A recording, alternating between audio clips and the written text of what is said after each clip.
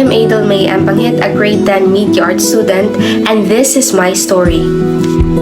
I remember that exact moment. I was sitting on a chair, facing the computer, about to decide which path to take for junior high school. And it eventually led me to SPA, specifically media arts. At first, I did not really take it seriously. The idea of being a media arts student had never really sinked in. And mind you, I was a timid girl then. And I never had any idea that media art was all about this. As a grade 7 freshman student, the first day felt extra horrifying yet exciting. Ma'am Lawrence, our grade 7 media arts teacher, asked a question that goes, "Why did you choose media arts?" And from then, it sinked in that this really is the path that I'm gonna take. The fondest memory I had in 7th grade was when I had the opportunity to be a part of a video competition where I had to speak in front of the camera. Well, that experience was harder than I thought. Because with me are seniors who had the confidence I've always admired. I remember at the Celine, a senior, flawlessly reciting her lines in front of the camera, while I struggled to memorize my short line. Surely when it was my turn to shoot, my heart beated so loud. I was so nervous. Facing the camera felt so scary as I had a hard time to recite my lines properly.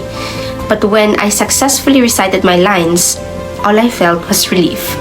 Although I was ashamed that I have performed that way in front of my seniors and SPA teachers, still deep inside I was a little proud that I had conquered my fear.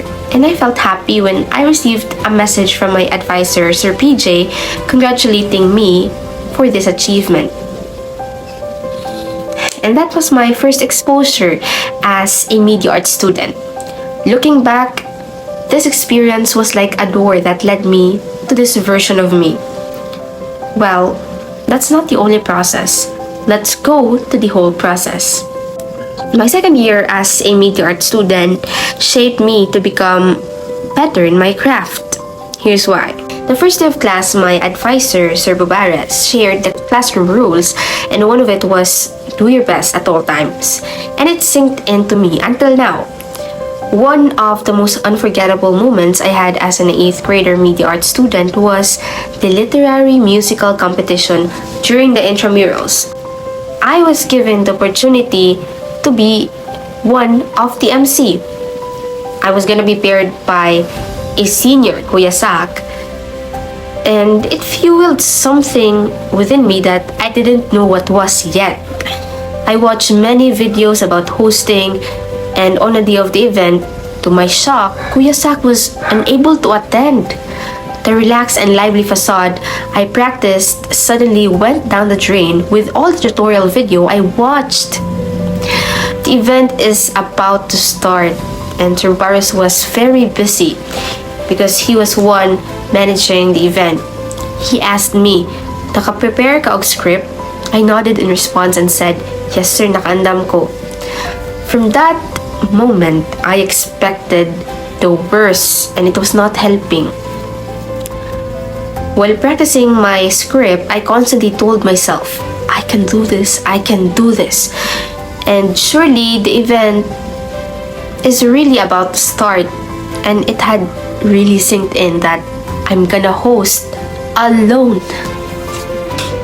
Standing on a stage in front of many students, teachers, and parents, it almost made my knees wobble, but I kept my cool to keep the event moving smoothly. After the event, Sir Bobaros gave me a critic that humbled me and fueled something within me, which was the drive to improve myself in my craft.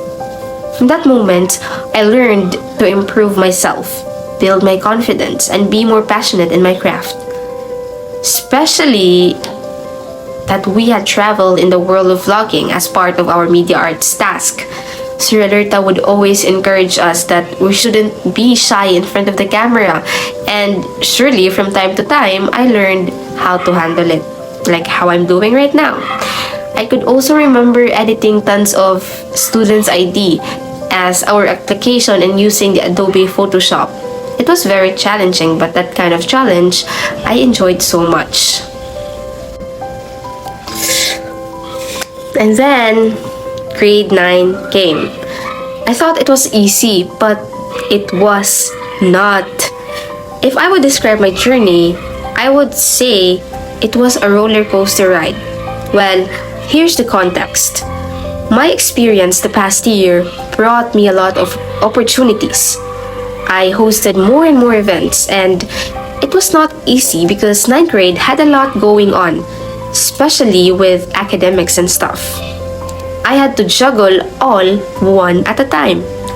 Mom Daisy, my advisor, believed in my potential.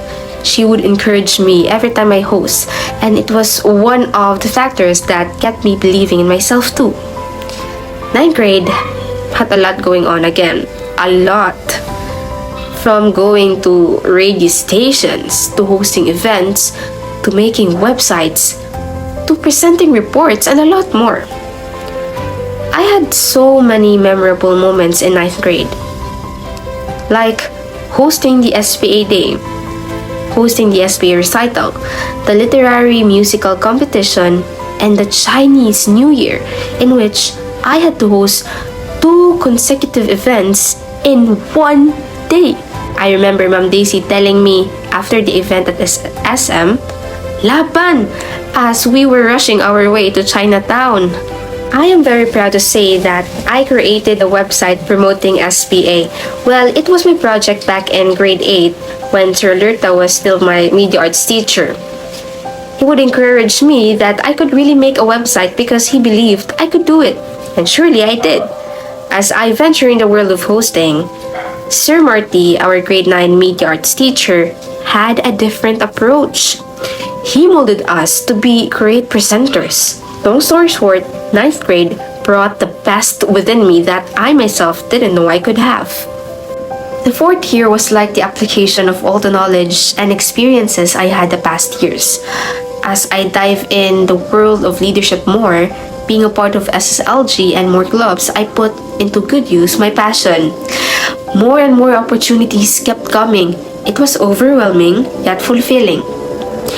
That I once dreamed I want to be is finally, slowly coming into place.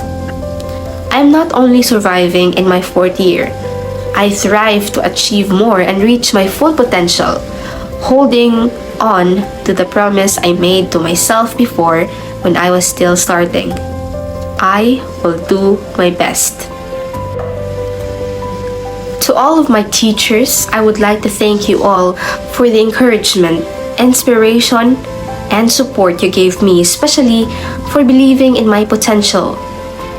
To all my classmates, thank you for supporting, believing, and cheering for me from the very beginning.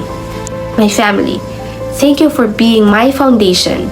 I would crumble if not for your support and love.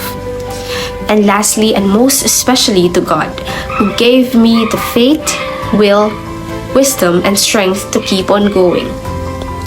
Media arts did not only brought out the best in me, but taught me discipline, perseverance, and patience. Now, if I would answer that question, why did you choose media arts? I would loudly and proudly say, I chose media arts because I believed in myself that I am competent, and I believe that media arts will bring out the best in me. So, did I ever regret specializing in media arts? No, never. I wouldn't be talking this way to you if not for media arts. So if I had that chance to go back in time where I was sitting in front of the monitor, choosing which path to take, I would always, in all ways, choose media arts.